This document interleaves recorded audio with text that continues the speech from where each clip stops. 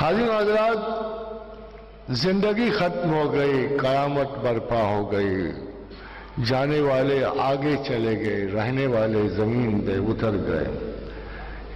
تو کسی نے پوچھا، یا رسول اللہ صلی اللہ علیہ وسلم، کیا ہم جنت میں اپنے رب کو دیکھیں گے؟ فرمایا ہاں، مگر قرآن تو کہہ رہا ہے کہ کوئی دیکھنے والی آنکھ اللہ کو نہیں دیکھ سکتی۔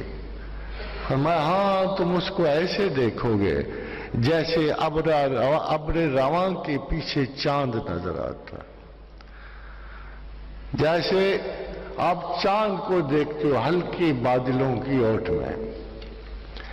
حضرت حضرات، مجھے خیال آیا، اگر جوش و شوق محبت الہی بڑھ جائے اور صحاب ابر کی شکل میں آنکھیں برس پڑے، تو اس حجاب ابر کے سائے میں بھی تو آپ خدا دیکھ سکو۔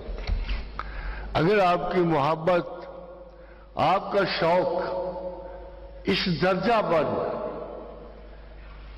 کہ چیست حیات دوام سوختن ناتمام، اگر اللہ کی آرزو، اس کی طلب، اس کی ہمزائگی کی جستجو بڑھ جائے اور آپ کے دل و دماغ میں اس فراق کا احساس ہو جو اس چھوٹی سی زمینی حقیقت کا اس حقیقت مطلقہ سے ہے، اور اگر آپ کی آنکھ پہ بھی ابر کے پردے آ جائیں تو عین ممکن ہے کہ آپ اس زمین پر ہی خدا کو دیکھ لیں۔ یہ حیثیات آپ کے باطن میں جب تک موجود نہیں ہوتی، حواس خمسہ سے کچھ آگے اس کا ویژن پایا جاتا ہے، ذرا سا آگے، ایسے جیسے ہم اپنے احساس میں، ادراک میں مکمل احساس ہوا رکھتے ہوں مگر دیکھ نہیں پاتے۔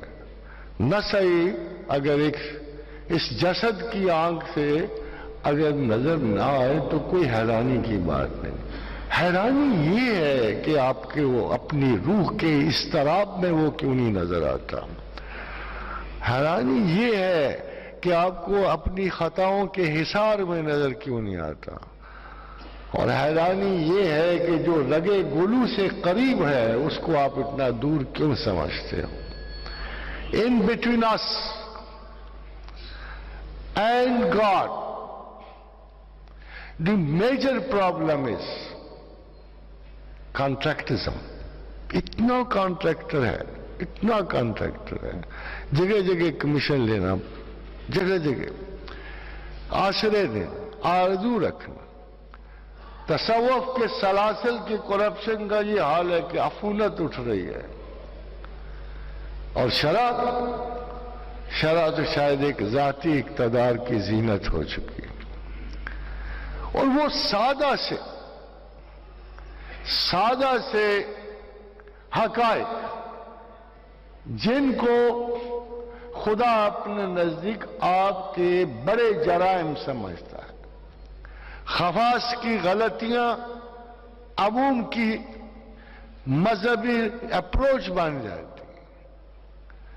ایک چھوٹی سی غلطی جو کوئی بڑا انسان کرتا ہے، اس کو فالو کرتے ہوئے ایک ہجوم جو ہے اس کو اپنی دین بنا لیتا ہے۔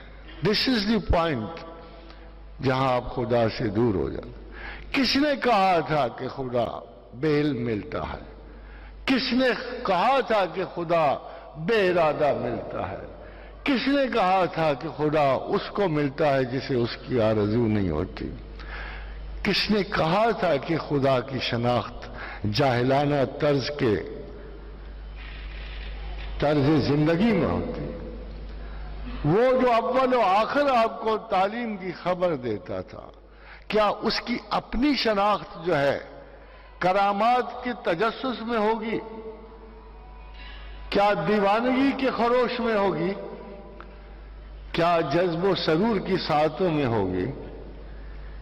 کیا اس کے سب سے قریبی عزیز دوست جن کا وہ رفیق اعلیٰ تھا، کیا اس نے ان کو اپنی طرف بڑھنے کا یہی راستہ بتایا تھا جس پہ آج پورا زمانہ بڑے سے بڑی توجہ کو، قریبی کو، خدا کے رسوخ کو چند استدراج کی کرامات پہ محیط کرتا ہے اور چند ایک نظری دھوکے اور شراب کو اکتشافات گنتا ہے۔